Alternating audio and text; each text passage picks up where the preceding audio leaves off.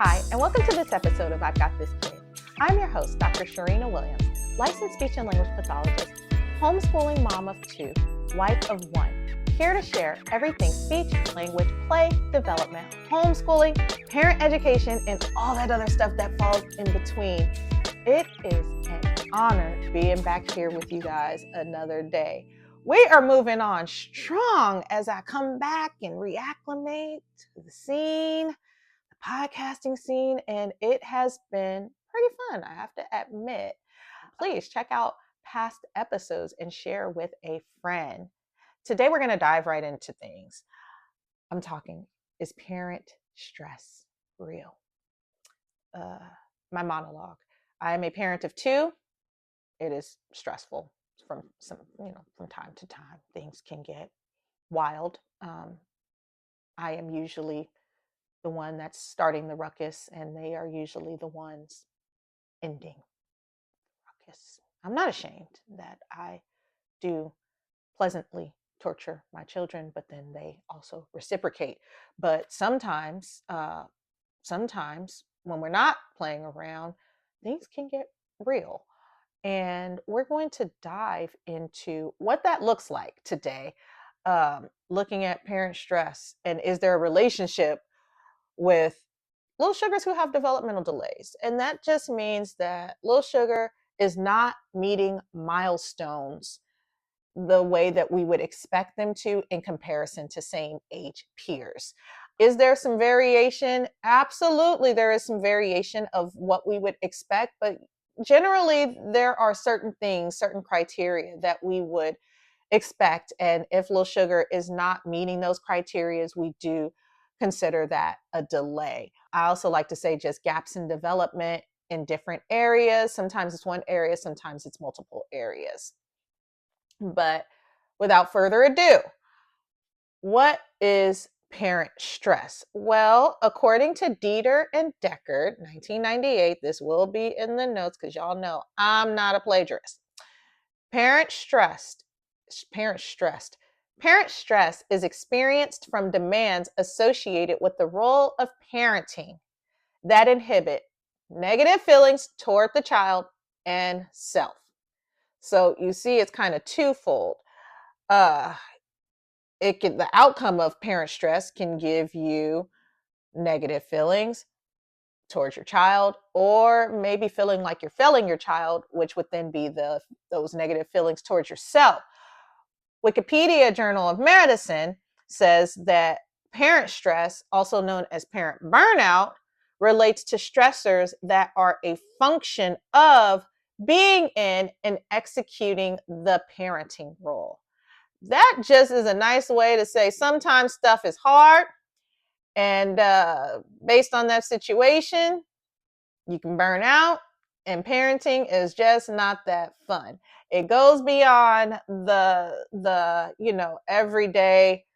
It's like the day in and day out nuances of parenting. But sometimes, if there are ongoing interactions, ongoing experiences, ongoing demands that you don't necessarily get to recover from, then that would be a stressor as a parent.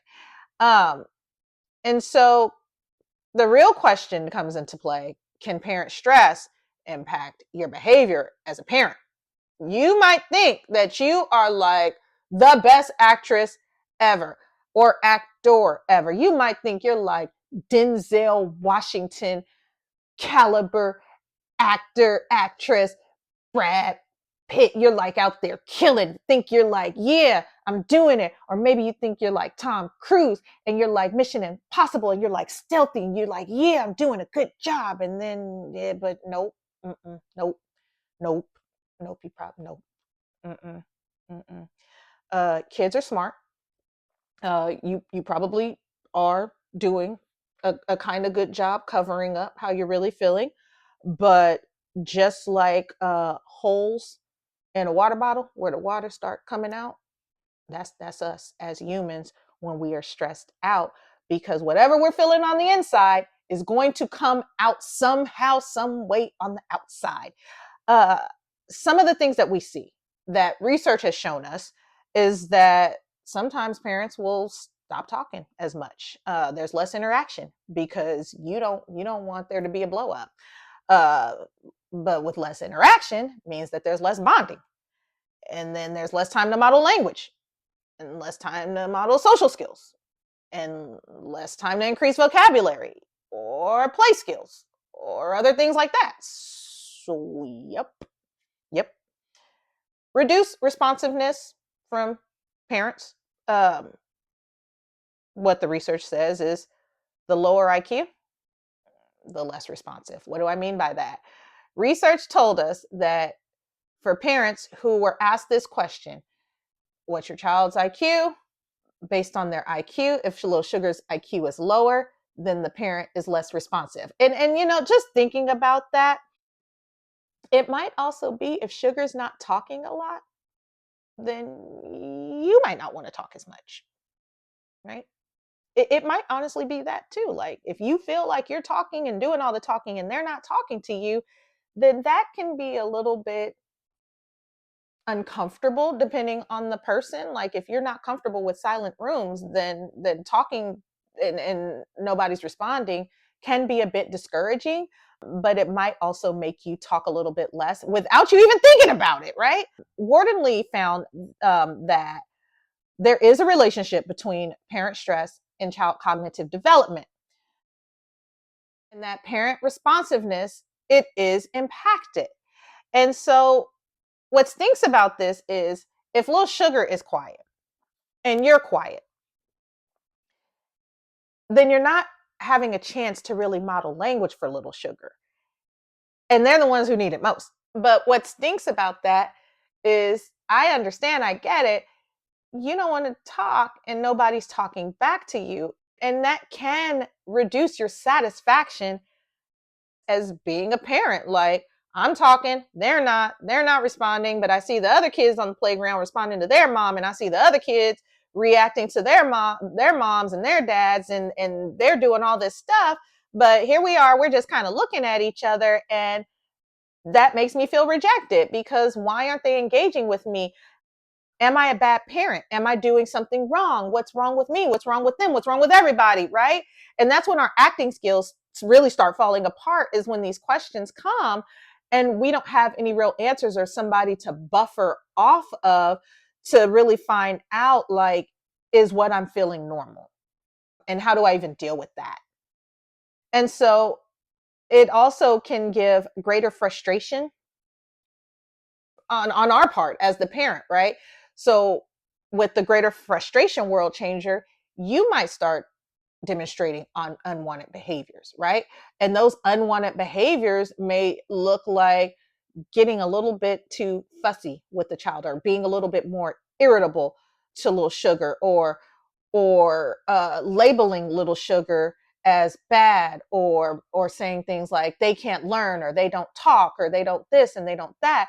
And I'm not beating anybody up at all. This is what the research says. This taboo topic, this is not an easy topic to delve in, so just bear with me, all right? Because we'll get to the fun part later, right? But the lack of responsiveness can be difficult. Why aren't you listening? Why aren't you talking to me? I know you heard my words. Use your words. Or if you've had a long day, the chances are, like, you're human too, right? And you have feelings too. And so it can be frustrating if you feel like you're not being heard, or they're not talking, or they talk when they want to, or they whatever is happening, that's just creating like that experience that you don't necessarily love, that's impacting the engagement and the bonding. And so you want to be mindful that, yeah, this is real. And so when we think about, is there a relationship specifically with language delays? Remember, I just talked about developmental delays, but now we're getting into the real nitty gritty to when we're thinking about language delays and parent stress. Is there a correlation between language delays and parent stress? Yes, there is a correlation.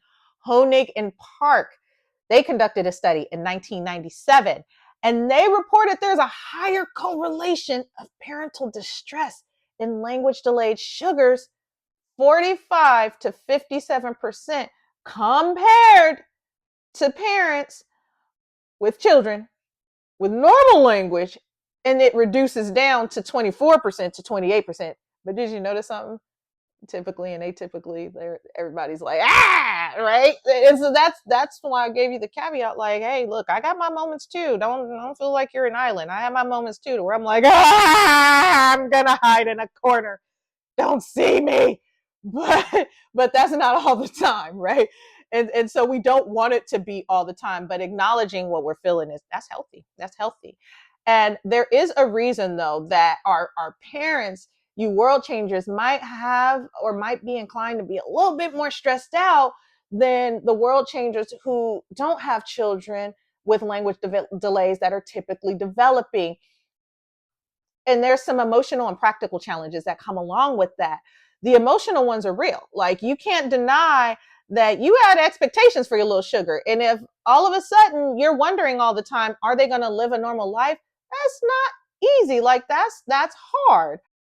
You might have a mixed expectation bag. Like, one of you world changers feels one way, but your parenting partner feels another way. And then that's just like, rah, right? But then there's also the perception of your sugar, right? If you are comparing them to others, well, my sister's child does this, and my brother's child does that, and the child on the playground, and the kids in the class, and then when you compare, what stinks about that for little sugar is that it's hard to see if sugar is making progress if you're looking at what everybody else's little sugar is doing. And so it really takes a lot of effort to really see your sugar for who they are and really see the progress that they're making, and even seeing if they're actually learning and doing a little bit better week by week. And so little sugar's behavior that's associated with the language delays can be problematic as well.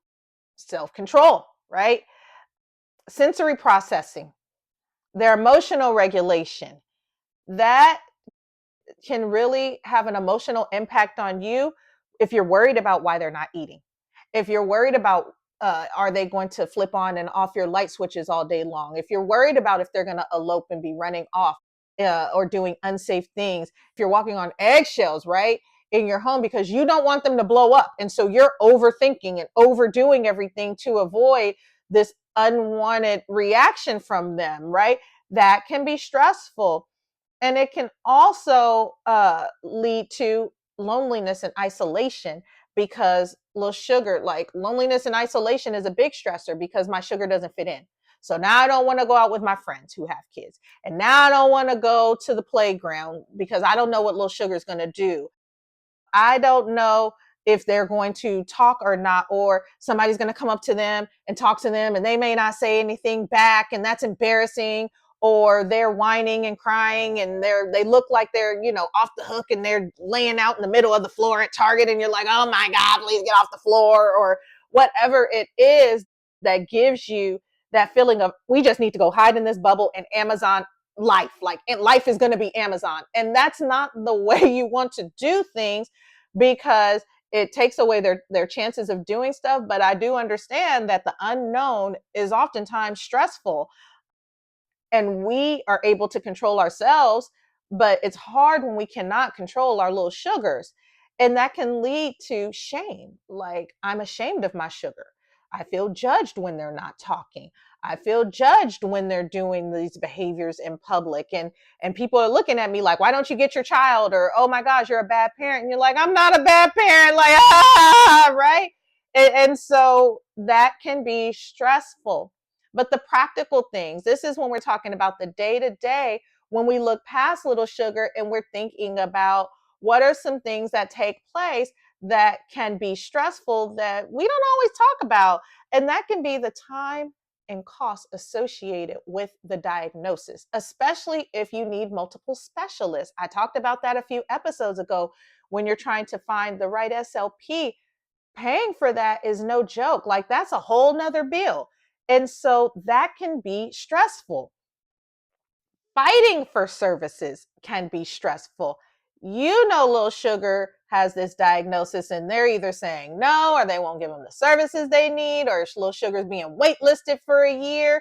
whatever the case may be, like that can be stressful because then there's like the wonder in the back of the mind, like, oh my God, are they ever going to be seen? Are these gaps going to get wider? Like, what do I do? And so that can be a little bit scary. Then caregiving can honestly be tiring. I'm tired. Y'all, hey, look, we're in these trenches together. It is no joke. And now the kids, they get older and they got activities and you're driving and you can't even think straight because there's always something to do. But if you're doing that, going to appointments and you're getting three different people giving you three different things to do on top of your other kids that you have in your work schedule and your household and your husband and your wife and your life and there's again, right? Can I breathe?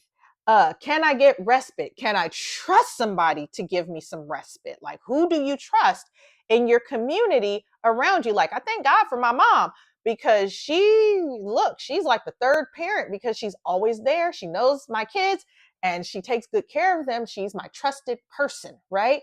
But what if you don't have that? What if you don't have a trusted person? It can be hard. And the final challenge is the home life, not the diagnosis. I'm talking about the home life. Like, is this diagnosis taking over to the point to where your other sugar's needs are not being met? It happens, not intentionally, but it happens because you're like, hey, they don't need all the help, but this one needs all my help right now. And so that means that I might not be able to play cards with you. That might mean I might not be able to help you with homework or do this or do that, or you can't do this activity because I'm paying for this. And I'm so sorry. And oh my gosh, why am I slighting this child? That in and of itself is stressful. If your parenting partner is not feeling like, hey, we don't bond anymore, we don't connect anymore because you're always doing this or you're always at that appointment or you're always this or maybe we're both doing it, we're both in the trenches and we're just both tired and we're not even connecting anymore, I don't even know who you are anymore. That can be hard. You were a person before you had sugar in them, right? Your personal interests, if those are being waitlisted all the time, maybe you are an amazing artist or you love to dance or go to the gym or whatever it was you love to do, hiking, whatever activity it was that really fed you before your sugars. If you're not able to do that, that can be hard because a lot of times those are the outlets that we need to come back and face day to day. And so I just want to leave you with some practical tips and tools that'll help you along the way. Acknowledge where you are. If you're the professional listening to this, acknowledge that your world changers are probably having some challenges, said or unsaid. Remember, like the acting skills, the smiles that they may be wearing when they're coming into your office, but they may not be feeling that way. Two, seeing your sugar beyond that diagnosis. Like your little sugar has a purpose. They have a life outside of this diagnosis. That's only one aspect of their life. It might impact a lot of things in their life, but it's still only one aspect of their life. And so if you really don't know and you're not sure, just start observing like what piques their interest, what gets them going, what ticks them. Are they more artsy? Are they more math? Do they like math a little bit more? Do they like reading? What do they like to do? Getting on an iPhone is not, that's not, that's not a thing that they like to do. Like, what is their gifts and talents? That's what I'm getting at there. Like, find out what their gifts and talents are. They've got some. I guarantee they've got something. Even if it's making you guys laugh, that's a gift, right? We need more happy people in this world. The third thing, this is so important. Please show yourself grace. Show yourself grace. Parenting is not easy. We don't have all the answers. There are some books out there that give you some tips, but it is impossible to cover every last thing that you need to know as a parent. Even going to your mom and your dad and asking them questions about how you were and how your siblings were, like that's going to give you a little bit of information, but it's not going to give you a whole picture of who your little sugar is. And so just show yourself grace as you go through this process because we don't always get everything right, but the things that we do get right, like celebrate that and celebrate that you're trying your best. Even listening to this, like you're trying your best, you're doing something, right? Be confident to explain. If you are not confident to explain what's going on with your sugar, if you need tools to understand your sugar, learning milestone movements, the parent ed program will help you have enough confidence by the end to speak to what's going on with your sugar, how they can support, how you're supporting, and what to do. Practical tips and tools are everything. Not being in the know, that's stressful. And so the more that you know and understand about your sugar, the more you can advocate and explain what's going on. Also, be confident to ask. It's okay to not know everything.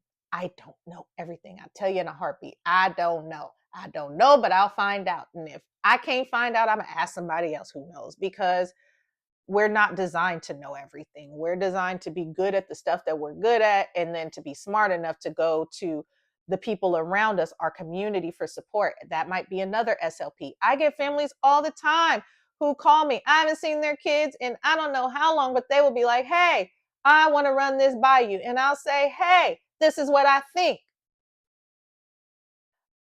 Early interventionists are beautiful people to go because they have general knowledge of just about everything, right? And so they're very helpful to go to and ask questions. Your pediatrician, they are like resourced up, like it's their job to be resourced up and to understand the body. So they are powerful tools.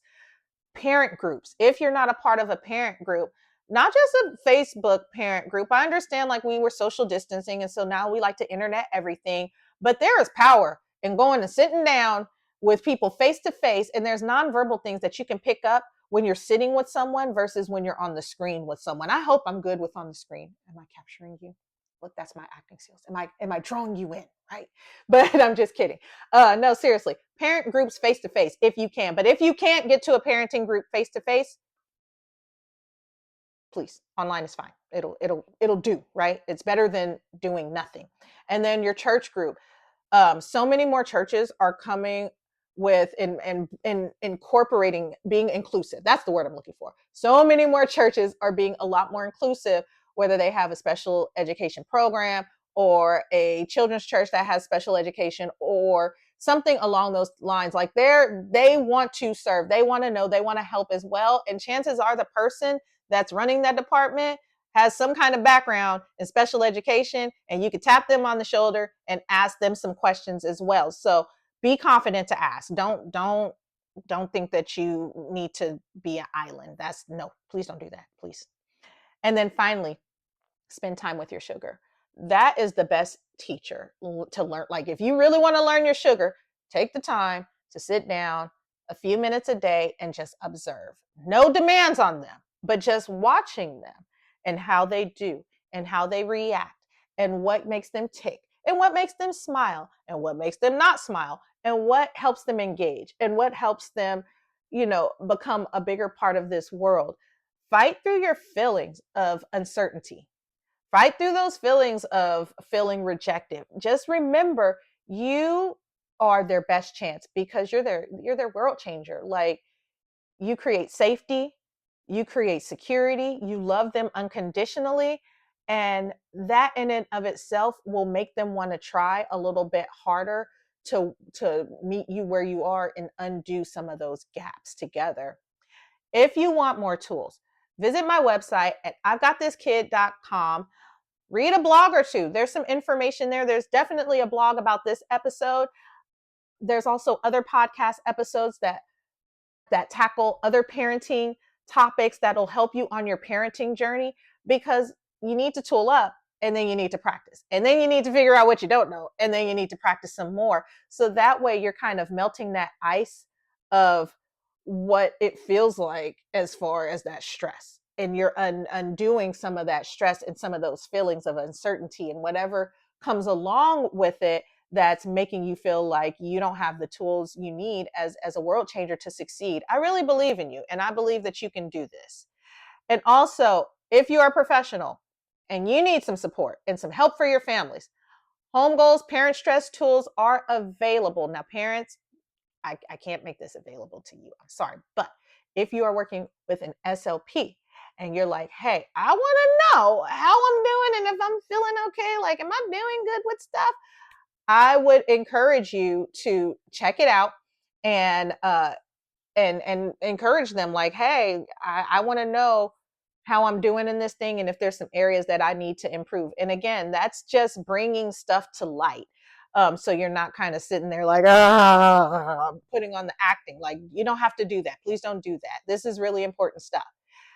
So we want to really know, like, from my perspective, I want to know how you feel.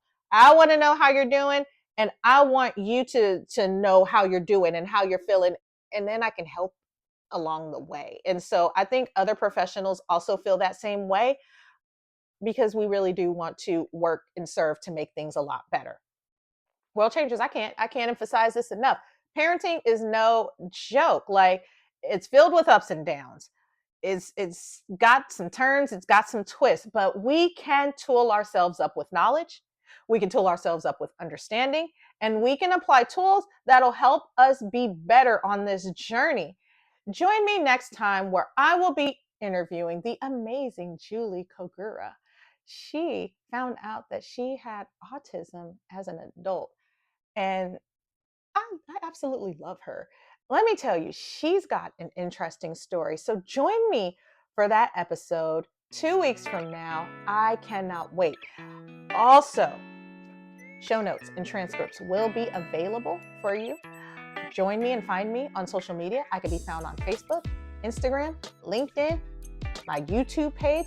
Ask me questions at questions@I'veGotThisKid.com. Leave your questions below.